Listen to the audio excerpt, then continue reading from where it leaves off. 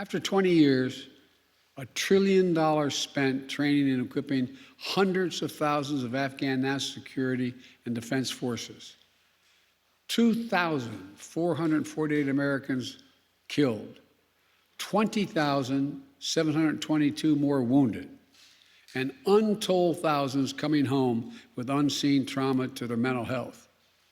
I will not send another generation of Americans to war in Afghanistan with no reasonable expectation of achieving a different outcome. The United States cannot afford to remain tethered to policies created in response to a world as it was 20 years ago. We need to meet the threats where they are today. Welcome back to Face the Nation. That was President Biden announcing Thursday that U.S. troops would be out of Afghanistan by the end of August. It will be the end of America's longest war. CBS News foreign correspondent Charlie D'Agata reports from Kabul. They gather here at sunset, especially on Fridays, the Muslim day of rest. Families enjoying the last rays of sunshine and the cool breeze from the valley below. So much has changed in the past 20 years, especially for young women who can look forward to an education and the prospect of meaningful jobs. But with the Taliban on the march like never before, those freedoms have become less certain. In all the years of coming here, I've never known so many to be so worried about the future. And the last of America's troops slipping silently from Bagram Airfield has done little to steady the nerves. In reality, the U.S. has been drawing down troops here for years, but shutting down Bagram, the center of American military might, that just made things real for ordinary Afghans. And as American forces have been pulling out, the Taliban has gone charging in. The Taliban rampage has accelerated as U.S. forces have withdrawn. Defense officials told us the Taliban plan is to surround provincial capitals and wait for the Americans to leave before striking. They're closer than ever to Kabul, too. As we found out ourselves at a combat outpost coming under Taliban fire just a short drive from the city. As the Taliban inches closer to the capital, there's a lot of talk of what if? What if they take Kabul? What if they storm the embassy? And as history has proven, a security situation can change in a flash. Like what happened in Saigon in 1975, when Americans had to be rescued by helicopter from the roof of the U.S. Embassy in the then Vietnamese capital. Fears President Biden had to address after his speech on Afghanistan on Thursday. There's going to be no circumstance where you see people being lifted off the roof of an embassy of the United States from Afghanistan. It is not at all comfortable. America's top diplomat, Ross Wilson, told us the embassy is cranking up security protocols. We have added some additional quick reaction capabilities in the event that something happens. Worst case scenario, evacuation plans in place? At this point, I don't think it's imminent. Planning for evacuations in any post like this is serious business. He said the embassy is determined to stay open whatever may come. Afghans say they're grateful to America for its sacrifice, but now can only depend on their U.S.-trained troops to succeed. No one has more to lose should they fail. Our Charlie D'Agata filed that report from Afghanistan. We want to thank Charlie and his producers, Steve Berriman and Ahmad Mukhtar, plus cameraman Torsten Herfla, along with all the CBS News journalists, translators, and security personnel who've helped us in the last 20 years. They've put themselves in danger to bring us the story of America's longest war, a war that's not quite over yet. We want to go now to former Homeland Security Secretary Jeh Johnson, who is in Annapolis, Maryland. Good morning. Good morning, John. Thanks for having me. Mr. Secretary, let's start with Afghanistan. You were the Secretary of the Department of Homeland Security, which was created after a terrorist attack that was born in Afghanistan. Give me your assessment of the situation there now, and if it still has the possibility to harbor terrorism in the way that people worried about 20 years ago. Well, in many respects, much has changed in Afghanistan and much has stayed the same. I went to Bagram Air Base for the first time in 2009 when I was General Counsel of the Department of Defense. And I recall a missile attack on the base the night I arrived. A missile landed about 500 feet from where I put my head on the pillow. The mission in Afghanistan was, is, and should be preventing another terrorist organization from establishing a caliphate in Afghanistan with the ability to launch a large-scale attack on our nation like a 9/11. We have, to a very large degree, achieved that over the last 20 years. President Biden asked, when are we leaving? If not now, when? If I were advising the president, I probably would have recommended that we keep in place in country a highly trained force of about 2,500 or so for counterterrorism purposes. The president, I know, understands the stakes. He's heard it before, 8 years as vice president, and has decided, along with the support of most Americans apparently, that it is simply time to get out. We will, it seems, maintain a quick response force on the borders, on the outskirts of Afghanistan, in the event we see that a terrorist organization is beginning to plant another foot there. How much better has the U.S. gotten in 20 years in that kind of quick response and in hardening targets to terrorists? Things have changed a great deal in terms of our capabilities in 20 years to react if something does go sideways in Afghanistan. Good question. Just since the time I've been in national security, beginning in the early years of the Obama administration, I've seen our capabilities grow enormously. The accuracy of our targeting, the sophistication of our intelligence collection capabilities has grown enormously just over the last 12 years. I have a lot of confidence in our ability to do that and to monitor threats from beyond Afghanistan. So I do take some comfort in where we are today, even though we'll no longer have a troop presence there in Afghanistan. President Biden said, and I'm going to switch topics now, he said that one of the reasons to remove focus on Afghanistan was that he and national security has to focus on the world of today, not the world of 20 years ago. The world of today is a world of cyber conflict. And I want to rely on your experience as Secretary of Homeland Security, but also as General Counsel to the Pentagon. How do you define in this murky new world what an act of war is, what conflict looks like? How should we think about this? Good question. You have to look at it in four categories. One is basic surveillance, traditional spying. And though we cannot minimize it, there is an aspect of all's fair among thieves when you're dealing with surveillance, reconnaissance, and spying. There is theft of intellectual property by private enterprise overseas and very often by the government.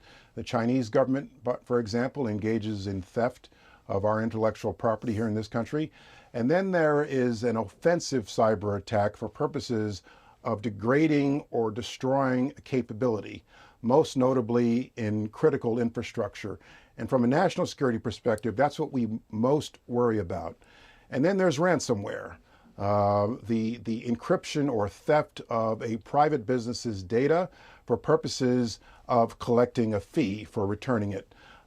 It is prevalent, it is growing. They are devilishly clever by implanting malware, for example, in the software used to promote cybersecurity. And so this obviously is a big priority right now for the administration, and I'm quite sure that they're weighing a number of options on how to deal with it. I'm sure President Biden is thinking now, I'm 6 months into my presidency, and this is a test for me. And he's drawn a very public red line with Vladimir Putin and that government. And I'm sure they're weighing the options about what to do right now. We cannot afford to do nothing. Sorry about the earpiece. Let me ask you about that. Yeah, they're a devil, those earpieces. Let me ask you about that red line that the president drew, because it makes those categories you drew murky. He has told Vladimir Putin that he knows these ransomware attacks are coming from within Russia, and he will essentially hold the Putin government responsible for that. So You've been in the national security meetings, in the Situation Room. The president had a national security meeting this week on this, and he talked with President Putin. Give us a sense of what you think some of the options are he's considering as he manages this murky world. My educated speculation is that they're probably presenting to the president a diplomatic option, expelling diplomats. They're probably presenting to the president an economic option, the Treasury Department sanctioning additional Russian officials, and they're probably presenting to the president something in the nature of a military option through some combination of U.S. Cyber Command, NSA, our intelligence community. They may be weighing an option of a cyber response proportionate in nature to degrade the capability of those in Russia to engage in this attack. From the public rhetoric, it seems as if President Biden and his administration has accepted that it's not the Russian government itself, but that the Russian government seems to be harboring this threat. And under principles of international law, one can act in self-defense if the host nation is unwilling or unable to deal with the threat itself. That was the international legal basis for us going into Pakistan to get Osama bin Laden, for example, 10 years ago. All right, Secretary Johnson, thank you so much for being with us. We appreciate your help on this issue, and we'll be right back in a moment. As pandemic restrictions ease, demand for travel this summer has risen, and airlines are struggling to keep up. We want to go now to the CEO of United Airlines, Scott Kirby, in Beaver Creek, Colorado. Good morning. Morning, John. Let's start with the way you see it. There was some strong travel on a couple of the days during the July 4th holiday, almost to pre-2019 pandemic levels. What does it look like to you? Yeah, so we see a huge desire for people to get back out, reunite with friends and family, and connect with the world. And leisure demand is more than 100% recovered. Lots of pent-up demand. Demonstrates the human desire to reconnect. Business demand is still off 60%, and of course, a lot of international borders are still closed in long-haul markets. So we aren't back to 100%, but we're certainly headed in the right direction. And what's your timeline for getting back to what, for lack of a better word, we'll call normal? Yeah, well, I don't think anything will be normal on the other side of this, but we expect that business demand is really going to pick up in September as mostly schools are back in, a lot of people are back in offices, but we don't think it really recovers in full until 2023. Europe, we expect to be, as soon as the borders are open, that will come back largely in full. Probably next summer will be the biggest year in history for Europe. And Asia is probably another 18 to 24 months away. It's going to take a little longer to get Asia open. When you say soon as the borders open, that's a complicated business. It's hard to, American citizens can travel to Europe, but it's not so easy going the other way. What are your expectations about when that gets sorted out? And let me just piggyback onto that. Treasury Secretary Yellen said today that she's very worried that the Delta variant could cripple the global recovery that's happening. Yeah, so first, the good news is in Europe, the statistics look very much like the United States, both in terms of vaccinations, case rates, the amount of Delta variant. Delta variant was 52% in the United States last week, so it's here. I think what's going to happen with this, though, is that all the evidence says that the vaccines are effective, at least preventing severe infection and hospitalizations or deaths from the Delta variant. And so we're going to continue to be on this road to recovery. We'll probably have to get booster shots. I think you guys talked about it in the previous hour. That's going to be a normal part of life. This is going to be, I suspect, a lot like the common flu, where we get a booster shot every year, and it's endemic in society.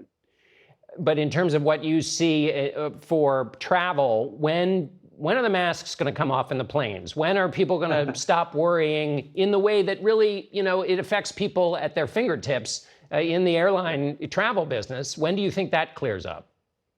Yeah, well, one of the great things about flying on an airplane is it's literally, if you're going to be indoors with other people, it's the safest place to be, particularly because of the air filtration on the airplane. My guess is that the current government order expires on September 13th, and fingers crossed, my guess is it will expire on September 13th, but we'll wait and see for sure. Let me ask you about jobs. What does the economic picture look like for employees? And in the airline industry, relies on a lot of contractors. Some of the reports of this heavy travel have been pretty bumpy. People like to complain about travel. They've been complaining even more. What are some of the biggest obstacles in terms of bringing back jobs and then also just being able to find enough people to fill the jobs that are necessary for smooth travel? Well, for an airline like United Airlines, we don't have a lot of problems hiring for our jobs because they're careers. People can, once they get to the top of the union pay scale, make 6-digit incomes. And so those are the kinds of really attractive jobs that we can hire for. We also negotiated a deal with Only U.S. Airline with our pilots union to keep our pilots all employed. So we haven't had some of those crew shortages that others have had. But there is infrastructure around the airports, the contractors, all the vendors that support everything in aviation, even if the TSA security screeners, and they've done a heroic job on coming back up quickly.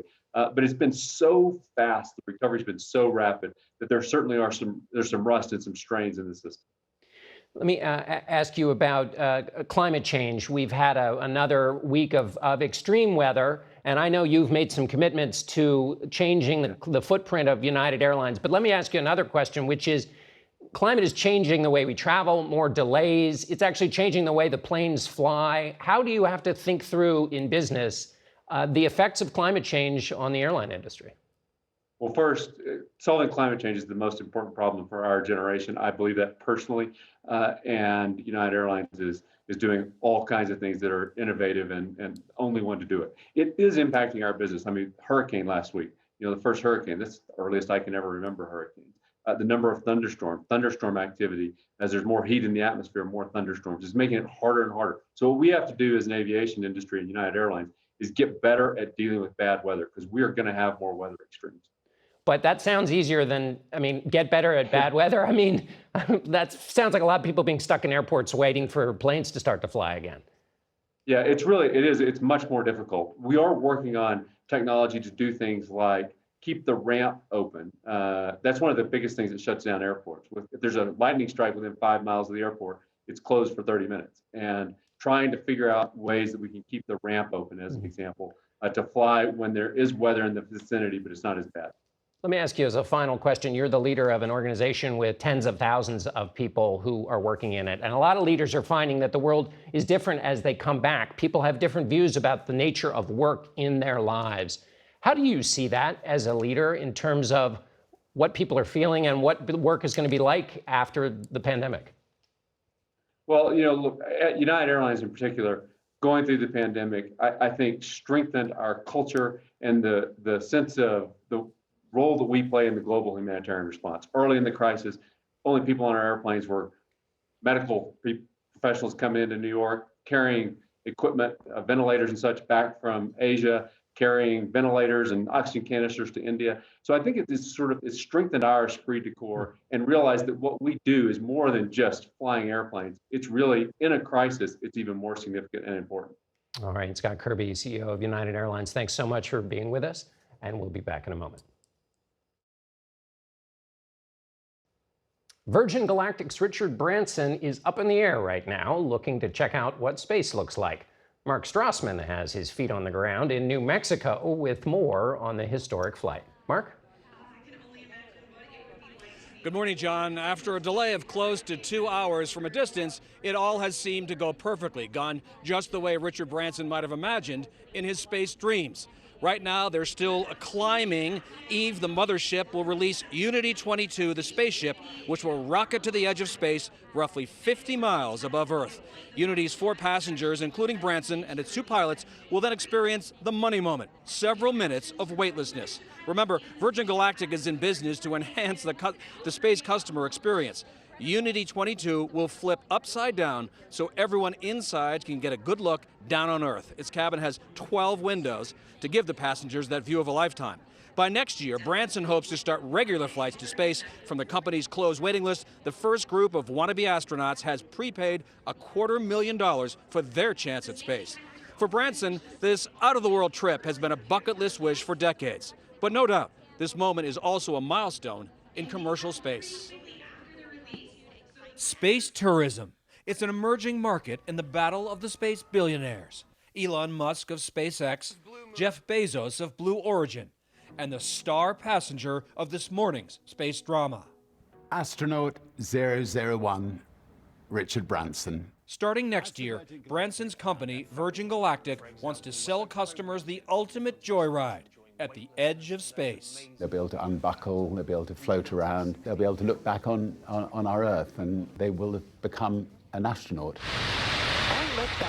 With SpaceX and Blue Origin, rockets start the experience vertically, not Virgin Galactic. Its mothership, VMS Eve, is a twin fuselage plane with 2 pilots. In its middle, the space plane, VSS Unity, with 2 more pilots. At about 45,000 feet, Eve releases Unity. Release. The space plane rockets straight up, Fire. more than 50 miles above Earth. Passengers can experience several minutes of weightlessness. Welcome to the club, astronaut. Unity glides back to Earth. Total trip time, about 90 minutes. Since 2004, Virgin Galactic has pushed through setbacks, including a fatal test flight 7 years ago. Any question has been more challenging than you would have expected. We've had our tears, we've had our joys, but I tell you what, the joys have been fantastic. Virgin Galactic's competitors know the future of space tourism also rode on this morning's flight. A catastrophe would affect them all. But it's really not a race. It's not a competition. I know that sounds maybe a little shallow or disingenuous, but it's not. And I wish every single one of them the best. We just had a spectacular moment of the live stream where the mothership released the spaceship. Big applause from the crowd here. So these folks, the passengers, 4 passengers, 2 crew members, now on their way to the edge of space. In the battle for billionaire space bragging rights, Branson looks as though he's going to beat Jeff Bezos into space by 9 days. Bezos will launch on July 20th. Elon Musk is here watching.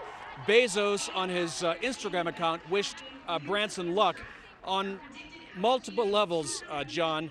I have to think that Richard Branson right now is floating on air. Indeed he is. Mark Strassman, thanks so much for doing double duty for us today, and we'll be right back in a moment. That's it for us today. Thanks for watching. Until next week, for Face the Nation, I'm John Dickerson.